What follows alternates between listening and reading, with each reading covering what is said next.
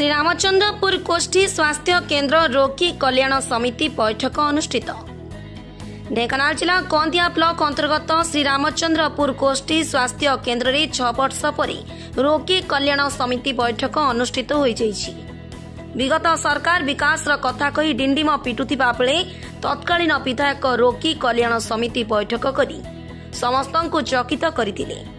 आज स्थानीय विधायक तथा खाद्य जोगाण खाउटी कल्याण मंत्री श्री कृष्ण चंद्र पात्र एठारे पहुंची प्रथमे मेडिकल परिसर रे पहुंची इंडियन ऑयल कॉर्पोरेशन पक्षरु अवस्थापित डीजी को लोकार्पण करथिले। पर मेडिकल परिदर्शन सहित स्वास्थ्य केन्द्र परिसर रे अनुष्ठित रोगी कल्याण समिति बैठक रे अध्यक्षता करथिले। उक्त बैठक रे स्वास्थ्य केन्द्र रे थिबा विभिन्न समस्या उपरे आलोचना हेबा सह आगामी दिन में किपरि उक्त समस्या गुड़िकर समाधान होई परिबो ता उपरे विशेष गुरुत्व दियाजिबो बोली माननीय मंत्री श्री पात्र गणमाध्यम को कहिथिले। उक्त बैठक में ब्लॉक उपाध्यक्ष रीना राणी खटुआ, बीडीओ पवित्र कुमार बेहरा, ब्लॉक शिक्षा अधिकारी प्रभात नायक, स्वास्थ्य केन्द्र अधिकारी डॉक्टर स्थिति प्रज्ञा महांती प्रमुख उपस्थित थिले। Bureau report, Dhenkanal news Odisha. देखो रोगी कल्याण समिति बैठक एबे रेगुलर हम प्रति 3 मास रे थरे हम एवं तार जिते सुविधा असुविधा गंदिया अंचल रे स्वास्थ्य सेवा रे अवहेला जो थिला आगुरु अवहेला हेब ना जहाँ जहाँ आउ मेसीन दरकार अत्याधुनिक मेसीन सब आसीबो एवं पोस्ट जो तैयारी होइक अछि पोस्टमार्टम ता चालू रहिबो आउ पोस्टमार्टम पाई ढेंकानाल को कई जीवे नाही एवं तार बिल्डिंग जो नुआ बिल्डिंग भी तैयारी होची से कहीं बंद होगी पड़ी ताको मु पुणी रिव्यू करी तेणु स्वास्थ्य बाबद में कौन प्रकार ढिलाऊ कराने आम सरकार स्वास्थ्य को पूरा गुरुत्व देवे। मु डॉक्टर नीलमणि दिलीप चंद बेहरा सीडीएम इंचार्ज अच्छी आजिकार आर्केस मीटिंग कौन हबार मु पचरा लेट होगा तापरे आपण माने जो कहले जे एक्सरे मेसीन कथा सेटा मु ऑलरेडी गवर्नमेंट को लिखि सारी किंतु आमर ये टेक्नीशियन थी भी आम देखु अप्रूवाल जदि मिलगला ताले आम यहाँ करदेबू आम्बुलांस बाबद गले बुझी कौन है कौन नहीं तार व्यवस्था करी डॉक्टर तो मतलब सबुठी सर्टेज अच्छे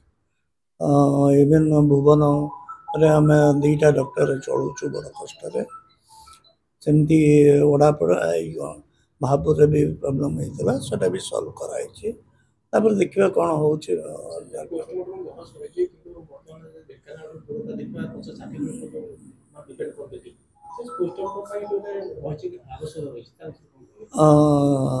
पोस्टमार्टम रे आमे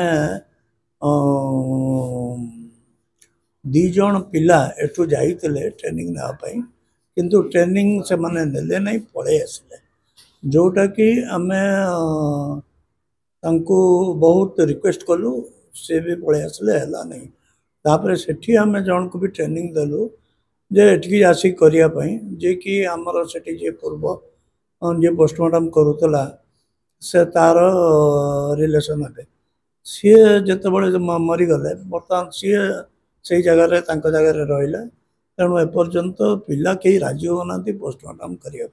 तेणु पोस्टमार्टम सेंटर थी भी पारे देखुची कौन हो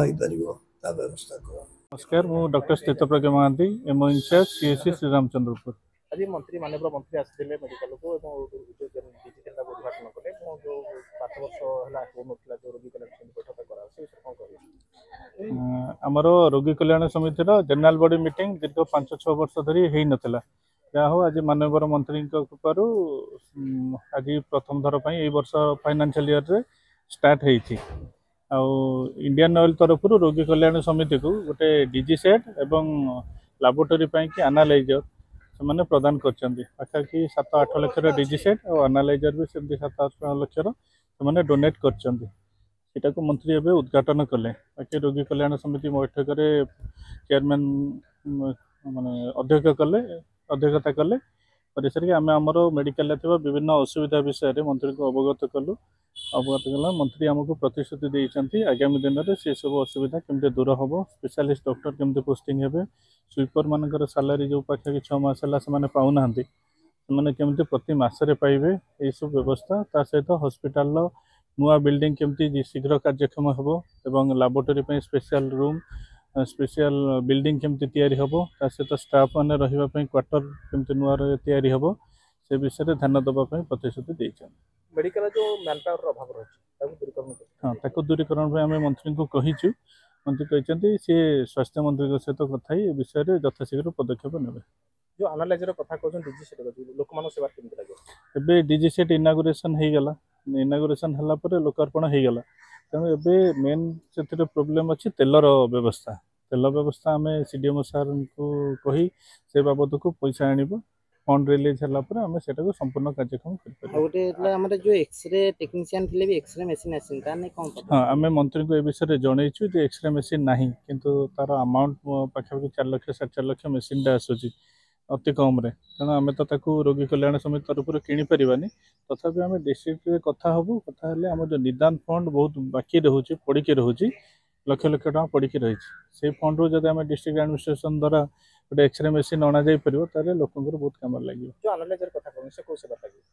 एनालाइजर हमर ब्लड रे थिबा विभिन्न डिफेक्ट को जानिया पे कि टेक्नीशियन केते मछली टेक्नीशियन जणे ही अछंती आम सान को कहिछु अन्य 4 जण रहिया कथा जणे रहिबा द्वारा काम बहुत बाधाप्राप्त होछि गोटे कथा हो जो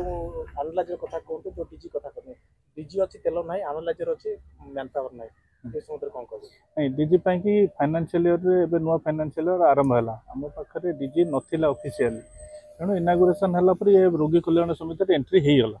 तेणु एवं आम डीजी ऑफिशियली डीजी आम तेल केमी व्यवस्था कराब सीडीएम सार को लिखिकी जनइबू तेल आसीगला रीतिमत जमती हुए एक्चुअली नुआ बिल्डिंग जो सांगे से डीजी व्यवस्था करुँच कि पुराना बिल्डिंग थी भी केमती कार्यक्रम हो पार आम से विषय ध्यान दो केते समय किसी ना आम सार आसछंती भी आज आम कथा व्यवस्था करूँ।